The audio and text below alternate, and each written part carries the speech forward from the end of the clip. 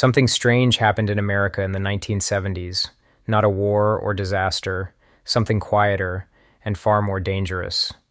Prices rose before anyone noticed. People thought it was temporary. It wasn't. It became an economic fever that spread into every home, a fever many still remember today.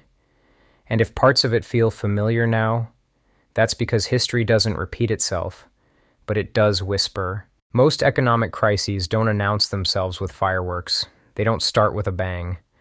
Instead, they unfold the way rust eats through metal, slowly, quietly, and then all at once. The inflation crisis of the 1970s was exactly like that.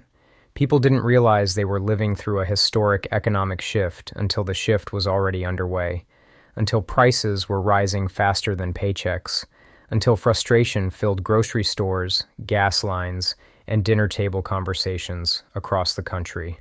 And if all this sounds strangely familiar, you're not imagining things. The world of the 1970s has more in common with our world today than most people would like to admit. Back in the late 1960s, the American dream was still strong. A single paycheck could buy a house, support a family, and even leave room for a summer vacation. Manufacturing was booming. Wages were rising.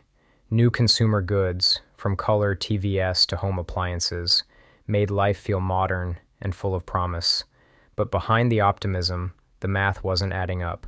The United States was fighting an expensive war overseas while also funding new social programs at home. Both were costly.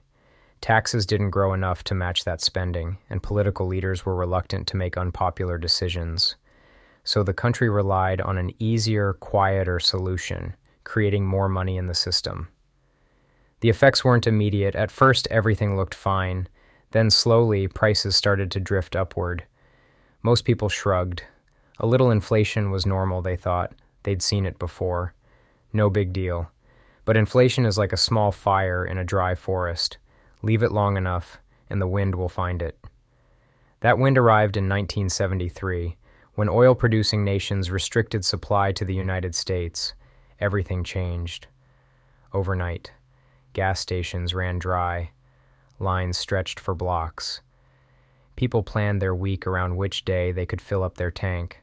Some left their cars in line hours before stations even opened.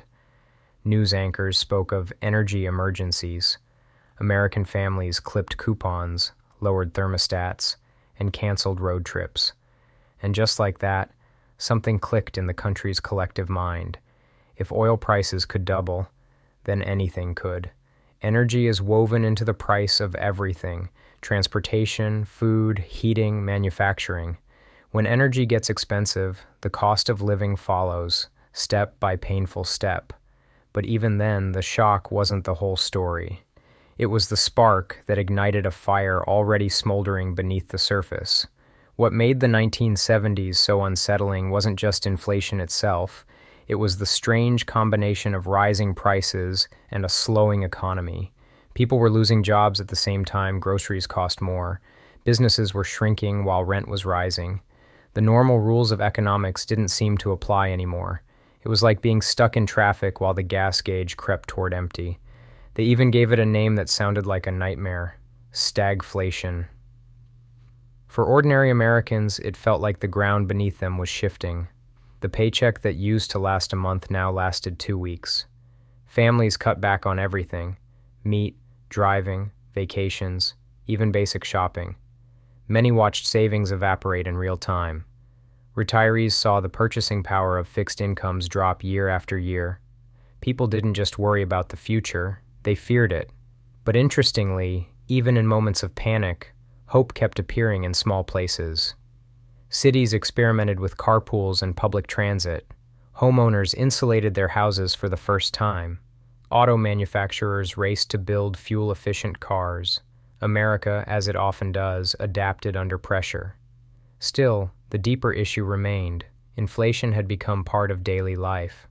Restaurants changed prices so often that menus were handwritten. Supermarkets used stickers instead of printed labels because they needed to update prices every week.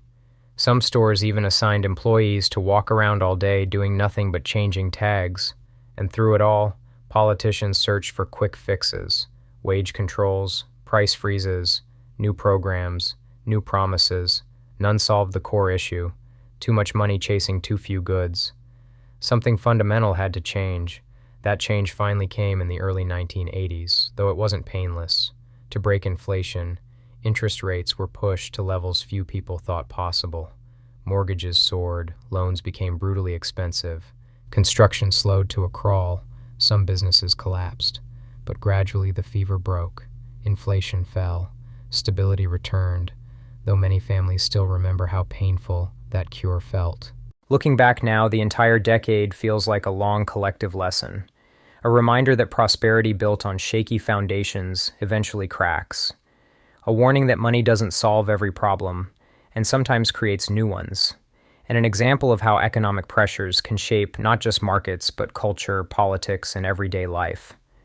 So why does this story feel familiar today? Because once again, people are noticing the same signs: a rising cost of living, debates about government spending, supply shocks, tight labor markets, growing anxiety among retirees on fixed incomes, and a general feeling that things simply cost more than they should.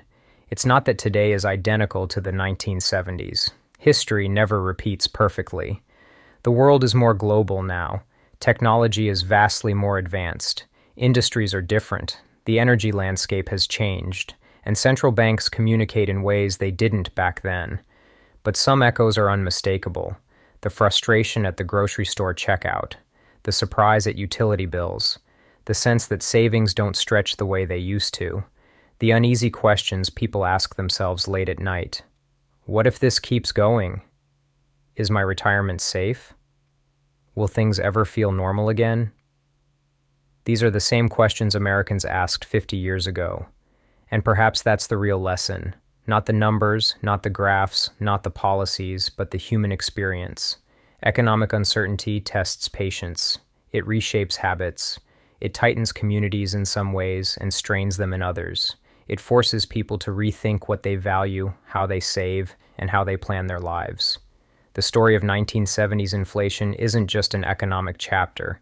It's a reminder of resilience, of adaptation, of a nation that has weathered storms before and will weather them again.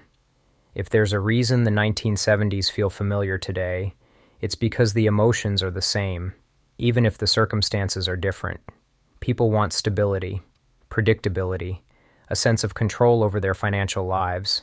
That hasn't changed and never will. What history shows, though, is that periods of instability eventually pass.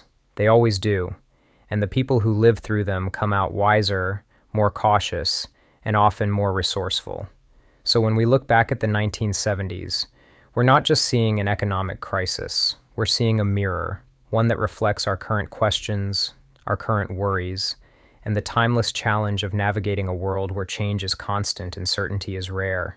And maybe that's why this story matters now, not because history is repeating, but because it's reminding.